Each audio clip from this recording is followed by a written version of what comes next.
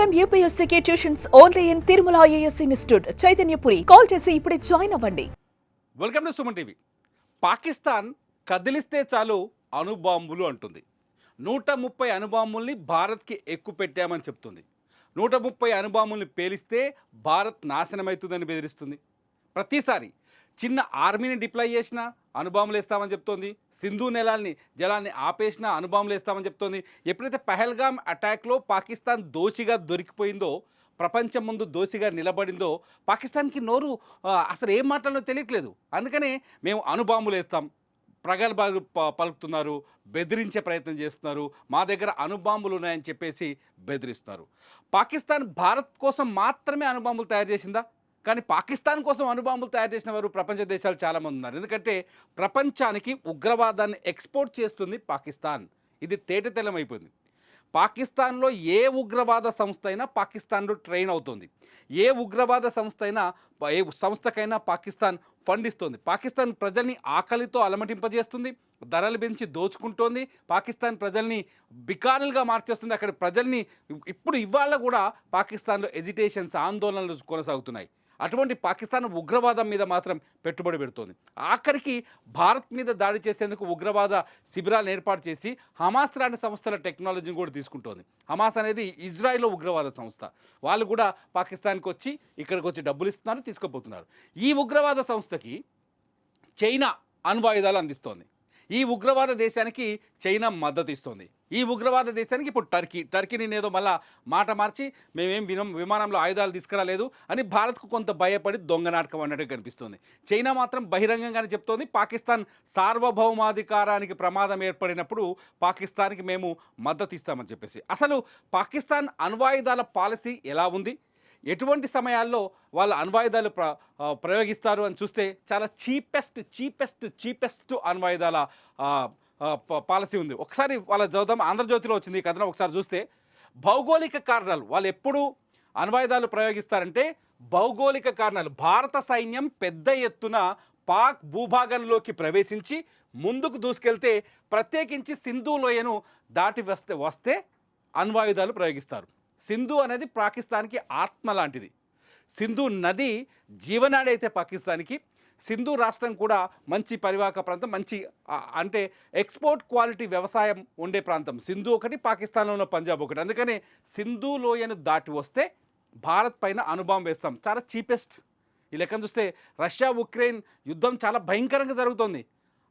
Azerbaijan Armenia యుద్ధంలో కూడా చాలా భయంకరమైన ఆయుధాలు ప్రయోగించారు, కానీ అణుబాంబు జోలికి వెళ్ళలేదు. కానీ అప్పుడే అంటే మొదటి తూట మనం వెలిస్తే చాలు మేము అణుబాంబు వేస్తామని చెప్తోంది.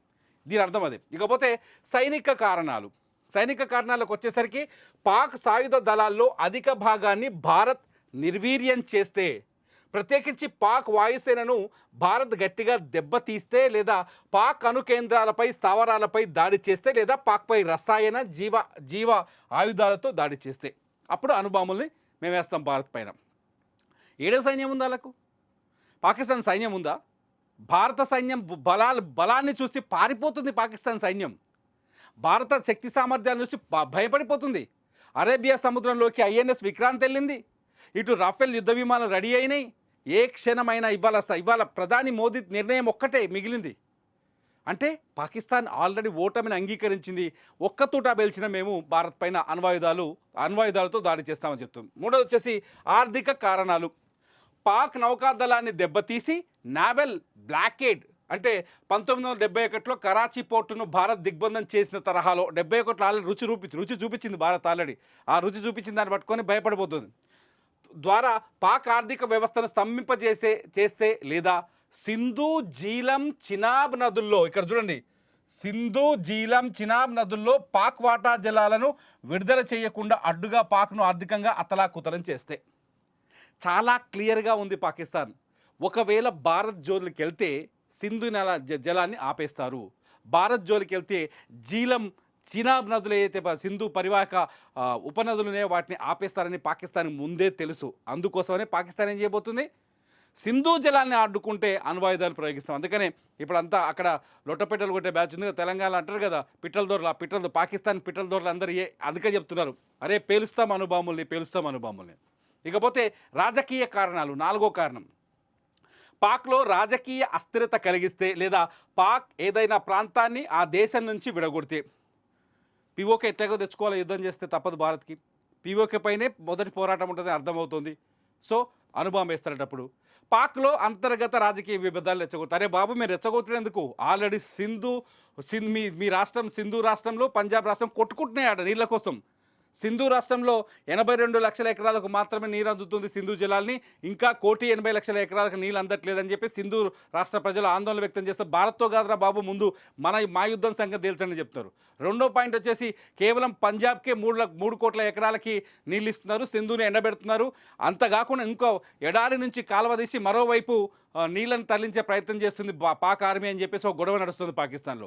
ఇంత జరుగుతున్నప్పుడు అంటే వాళ్ళ అంతర్గతంగా కొట్టుకున్నా కూడా భారత్ మీద బాంబు వేస్తారట. ఇంత పెద్ద తెలివి కలవాళ్ళు పాకిస్తాన్. ఆల్రెడీ బలూచిస్తాన్ వాళ్ళని పక్కలో బల్లెలా తయారైంది.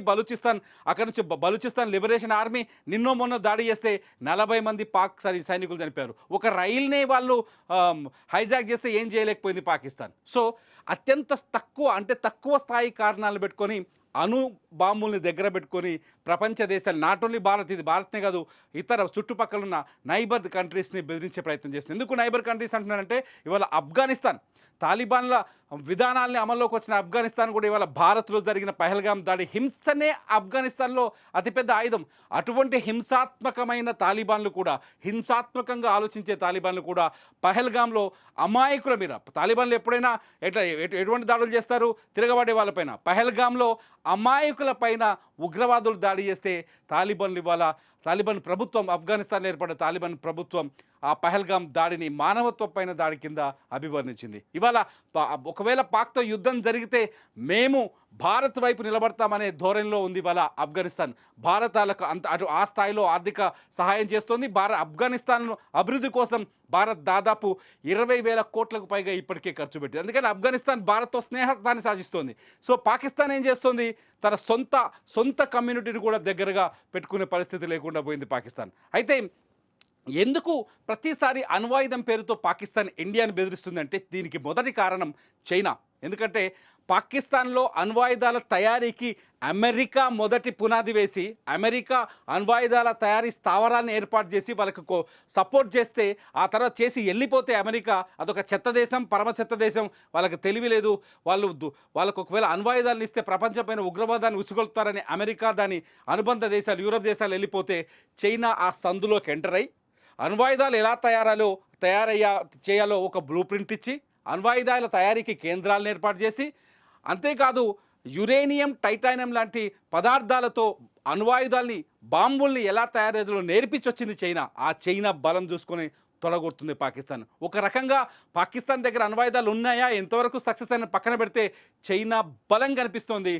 పాకిస్తాన్ ఆయుధ సంపత్తిలో చైనాకి 82% వాటా ఉంది. కొత్తగా టర్కీ వచ్చి చేరింది. టర్కీ విషయం ఇక్కడ మాట్లాడాల్సి వస్తుందంటే అజర్బైజాన్ అర్మేనియా యుద్ధంలో టర్కీ నుంచి దిగుమతి చేసుకున్న ఆయుధాలతో అజర్బైజాన్ అర్మేనియాపై ఆధిపత్యాన్ని చెలాయించింది, ఆధిపత్యాన్ని చేజిక్కించుకుంది. సో టర్కీ ఆధునిక ఆయుధాలతో పాకిస్తాన్ దగ్గర వ్యాపారం చేసే ప్రయత్నం చేస్తుంది. కాబట్టి టర్కీతో కొంత ఈ టర్కీ బలాన్ని కూడా అండగా చూసుకొని పాకిస్తాన్ ఇవాళ తొలగొడుతుంది. ఇవాళ నవాజ్ షరీఫ్ కూతురు మిరాయి కూడా చాలా స్పష్టంగా చెప్తుంది. ఎవడు చూడు ఏడ రాజకీయ మీటింగ్ పెట్టినా కూడా పాకిస్తాన్లో ఏం చెప్తున్నారంటే మేము అణుబాంబులతో భారత్ని పేల్చేస్తాం. అంత దమ్ముందా? అణుబాంబుల్ని అడ్డుకునే శక్తి భారత్కు ఉంది, అణుబాంబుల్ని కూడా తట్టుకునే శక్తి భారత్కు ఉంది. అణుబాంబులో ఒక భారత్లో పుట్టిన ఒక ముస్లిం నాయకుడే అణుబాంబుల్ని పరీక్షించింది శాస్త్రవేత్తే, ఆయన ఎవరో కాదు, అబ్దుల్ కలాం. సో అణుబాంబులు తయారు చేయడం కాదు, దాన్ని ఎలా ఎదుర్కోవాలో కూడా భారత్కు తెలుసు. ఈ నేపథ్యంలో పాకిస్తాన్ పిల్లి బిత్తిరి బెదిరింపులకు భయపడాల్సిన అవసరం లేదని ప్రతి భారత పౌరుడికి తెలుసు. మరి మీరేమనుకుంటున్నారు? పాకిస్తాన్ నిజంగానే భారత్ పైన అణుబాంబులు వేస్తుందా? పాకిస్తాన్ అణుబాంబులకు వేసేంత శక్తి పాకిస్తాన్కు ఉందా? మీరేమనుకుంటున్నారో ఈ వీడియో కింద కామెంట్ చేయండి. చూస్తూనే ఉండండి సుమన్ టీవీ.